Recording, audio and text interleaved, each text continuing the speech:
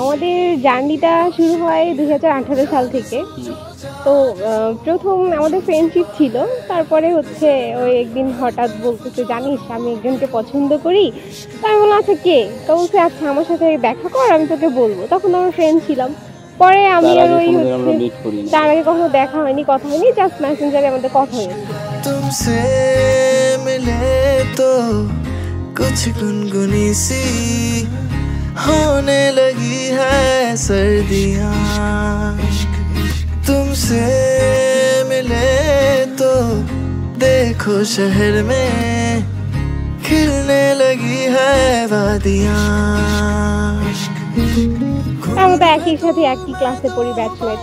তখন হচ্ছে ওই বললো যে আচ্ছা দেখা করে রেস্টুরেন্টে যাই, তখন বলবো তোকে। পরে আমি হচ্ছে রেস্টুরেন্টে গেছি, আমি বলছি আচ্ছা বল। আমার খুব এক্সাইটমেন্ট যে ওই একটা ভদ্র ছেলে, তো হচ্ছে ওই কাকে পছন্দ করে, তাও আবার আমাদের ক্লাসের মধ্যেই।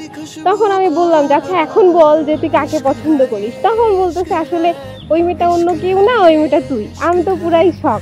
इश्क है ये इश्क है, इश्क है ये इश्क है।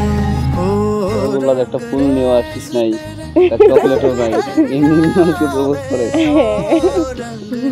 পরে হচ্ছে এরকম করেই চলছিল, আমি ওকে এক্সপেক্ট করিনি। এভাবেই আমাদের 1 বছরের মতো প্রায় চলে গেছে।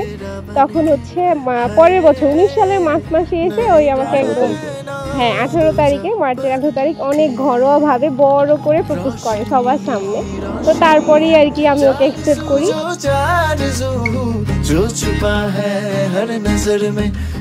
আমাকে এখন ডোরিমন নামে ডাকে, কারণ আমি হচ্ছে যখন আমরা ভার্সিটিতে ছিলাম, আমাদের ক্যাম্পাসে অনেক ঠান্ডা, শীতে আমরা একদম মানে অনেক কিছু কাপড় পরে থাকি, তো একদম ডোরিমনের মতো লাগতো। তো আমাকে ওই ডোরিমন বলেই ডাকতো ক্লাসে যাওয়ার সময়। হ্যাঁ, এই অবশেষে আমরা সার্থক, আমাদের জার্নি সার্থক। আলহামদুলিল্লাহ, আমরা যেন ভালো থাকি, সবাই আমাদের জন্য দোয়া করবেন।